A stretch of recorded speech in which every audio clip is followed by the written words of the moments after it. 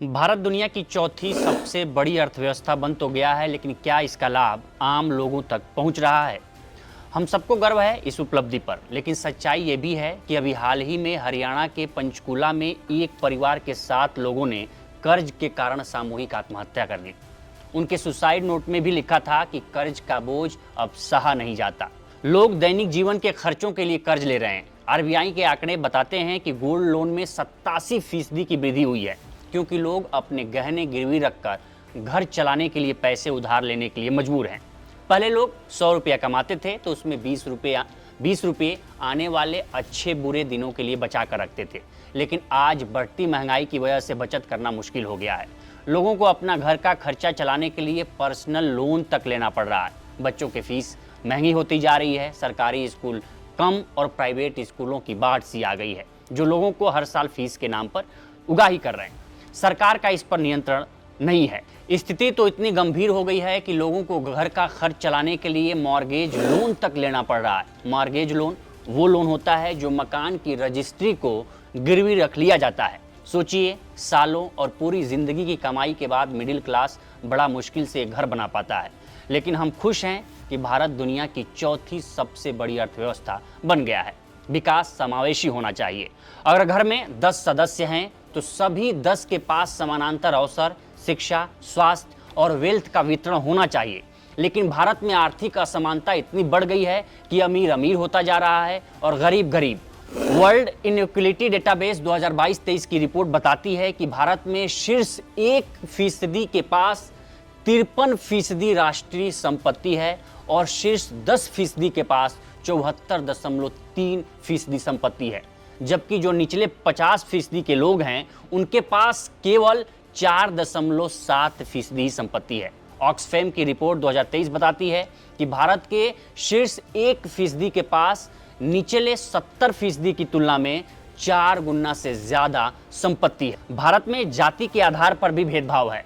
भारत की 22.3% उच्च जाति हिंदुओं के पास 41% संपत्ति है, जबकि 7.8% अनुसूचित जनजातियों के पास केवल 3.7% संपत्ति है। आप सोचिए, हम कितनी आर्थिक असमानता से जूझ रहे हैं। ये हाल दुनिया की चौथी सबसे बड़ी अर्थव्यवस्था वाले देश भारत की है। इससे साफ है कि जो आय का वितरण है वो कुछ उच्च वर्गों तक सीमित है। इस असमानता को भरना होगा, तभी समावेशी विकास हो सकेगा और भारत एक तरक्की की राह पर निकलेगा। जिस जापान को हमने पीछे छोड़ा है उसकी अर्थव्यवस्था सुस्त पड़ गई है, क्योंकि वहां काम करने वाले लोगों की संख्या लगातार कम हो रही है। यानी जापान बूढ़ा होता जा रहा है, जिसकी वजह से वर्क फोर्स कम हो रहा है और इसका असर सीधी उसके अर्थव्यवस्था पर पड़ रहा है। जबकि भारत दुनिया का सबसे जवान देश है। यहाँ की 29% आबादी युवा है, लेकिन अच्छे अवसर, शिक्षा और उच्च कौशल नहीं मिलने की वजह से ज्यादातर युवा बेरोजगार हैं। भारत अपने युवाओं का इस्तेमाल सही दिशा में नहीं कर पा रहा है। दुनिया वर्क फोर्स की कमी से जूझ रही है, लेकिन भारत अपने इस वर्क फोर्स का सही ढंग से इस्तेमाल तक नहीं कर पा रहा है, जिसकी वजह से बेरोजगारी दर लगातार बढ़ रही है। भारत में शिक्षित युवा बेरोजगारी दर करीब 15% है। 33% युवा नीट हैं, यानी कि नॉट इन एम्प्लॉयमेंट, एजुकेशन और ट्रेनिंग।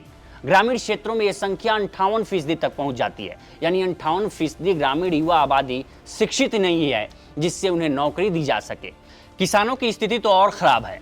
भारत को एक कृषि प्रधान देश माना जाता है और भारत की 42% आबादी कृषि पर निर्भर है।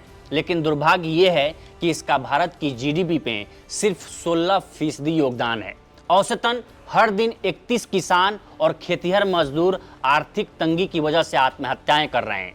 एनसीआरबी के आंकड़े बताते हैं कि साल 2022 में आर्थिक तंगी की वजह से 11,290 किसानों और खेतिहर मजदूरों ने आत्महत्या की है।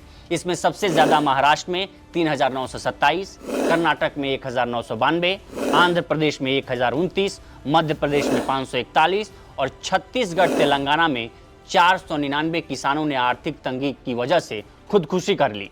लेकिन वहीं कांग्रेस दावा करती है कि केंद्र की मोदी सरकार ने उद्योगपतियों के 16 लाख करोड़ रुपए माफ कर दिए। यानी कि उनके कर्ज जो थे 16 लाख करोड़ माफ कर दिए, जिसमें नीरव मोदी, मेहुल चोकसी और विजय माल्या जैसे बिजनेस टाइकून का नाम था।